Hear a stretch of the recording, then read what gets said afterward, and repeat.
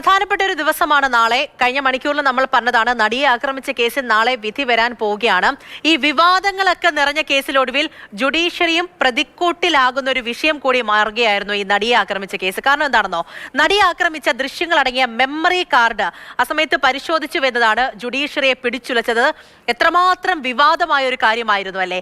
കോടതിയുടെ കസ്റ്റഡിയിലായിരുന്ന മെമ്മറി കാർഡിന്റെ hash value മാറിയത് ഏത് സാഹചര്യത്തിലാണ് എന്നതാണ് ഇതിൽ പ്രധാനമായും നിലനിൽക്കുന്നത്. ഈ ദൃശ്യങ്ങൾ ആരാണ് പരിശോധിച്ചത് എന്ന് ഇതുവരെ പുറത്തു വരാത്തൊരു വിവരമാണ്.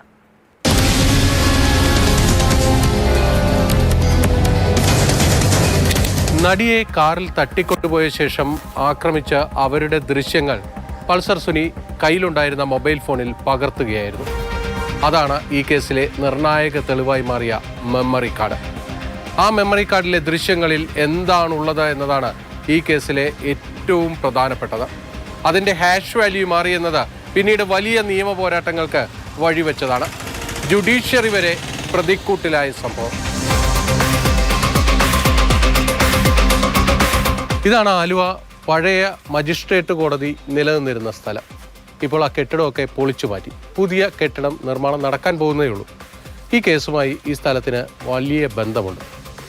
പൾസർ സുനി ഒളിവിൽ പോയ ശേഷം ഇയാളുടെ ആദ്യ അഭിഭാഷകൻ ഈ മജിസ്ട്രേറ്റ് കോടതിയിൽ വന്നാണ് തൻ്റെ കയ്യിൽ പ്രതിയെ ഏൽപ്പിച്ച പേഴ്സ് കൈമാറുന്നത്.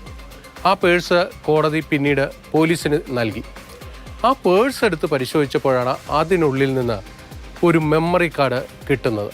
വളരെ അപ്രതീക്ഷിതമായി പോലീസിൻ്റെ കയ്യിലേക്ക് വന്നൊരു തെളിവായിരുന്നു അത്.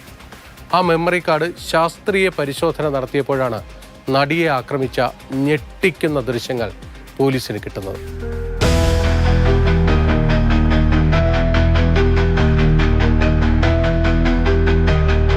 കേസിൽ കുറ്റപത്രം നൽകിയ ശേഷം ദിലീപ് നടത്തിയ വലിയ നിയമ പോരാട്ടം ഈ മെമ്മറി കാർഡിനെ ചൊല്ലിയായിരുന്നു. ഈ മെമ്മറി കാർഡ് ഒരിക്കലും തെളിവായി സ്വീകരിക്കരുത് എന്നതായിരുന്നു ദിലീപിന്റെ ആവശ്യം. കാരണം ഇതിന്റെ പകർപ്പ് പ്രതിക്ക് കിട്ടിയിട്ടില്ല. പ്രതിക്ക് കിട്ടാത്തിടത്തോളം കാലം അത് തെളിവായി സ്വീകരിക്കരുത് എന്ന നിലപാട് സുപ്രീം കോടതിയിൽ വരെ ദിലീപ് എടുത്തു. പക്ഷേ കോടതി അതെല്ലാം തള്ളിക്കളഞ്ഞ് അത് തെളിവ് മൂല്യമുള്ളതാണെന്ന് കണ്ടെത്തി.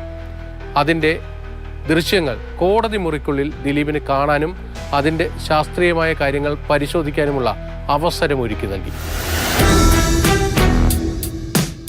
കേസിൽ തുടരന്വേഷണം നടത്തുന്നതിനിടയിലാണ് SITക്ക് ഇതിലെ ഏറ്റവും പ്രധാനപ്പെട്ട തെളിവായ മെമ്മറി കാർഡിൻ്റെ ഹാഷ് വാല്യൂ മാറിയെന്ന വിവരം കിട്ടുന്നത്. ശാസ്ത്രീയ പരിശോധനയിൽ തന്നെ അക്കാര്യം നേരത്തെ വെളിവായതും അത് കോടതിക്ക് മുന്നിലേക്ക് എത്തുകയും ചെയ്തതായിരുന്നു. പക്ഷേ ഈ തുടരന്വേഷണത്തിലാണ് അത് അന്വേഷണ സംഘം മനസ്സിലാക്കുന്നത്. മെമ്മറി കാർഡിന്റെ ഹാഷ് വാല്യൂ മാറിയതിനെതിരെ ആക്രമിക്കപ്പെട്ട നടി ഹൈക്കോടതിയിലേക്കെത്തി. ദൃശ്യങ്ങൾ തന്റെ സ്വകാര്യതയാണ്, അത് പുറത്തു പോകാനുള്ള സാധ്യതയുണ്ട്. അതിൽ അന്വേഷണം നടത്തി കുറ്റക്കാരെ പുറത്തു കൊണ്ടുവരണമെന്നതായിരുന്നു നടിയുടെ ആവശ്യം. ഹൈക്കോടതിയും അത് അംഗീകരിച്ചു. ഹൈക്കോടതി ഉത്തരവിന്റെ പ്രസക്തമായ ഭാഗത്ത് കോടതി തന്നെ അക്കാര്യങ്ങൾ കൃത്യമായി വിവരിക്കുന്നുണ്ട്.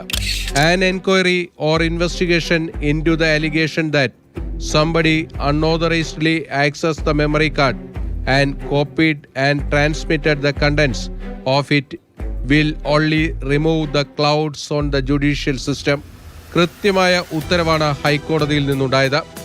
അതിനെ തുടർന്ന് ഹൈക്കോടതി ജില്ലാ സെഷൻസ് ജഡ്ജിയോട് ഇത് സംബന്ധിച്ച വിശദമായ അന്വേഷണത്തിന് തന്നെ ഉത്തരവിട്ടു.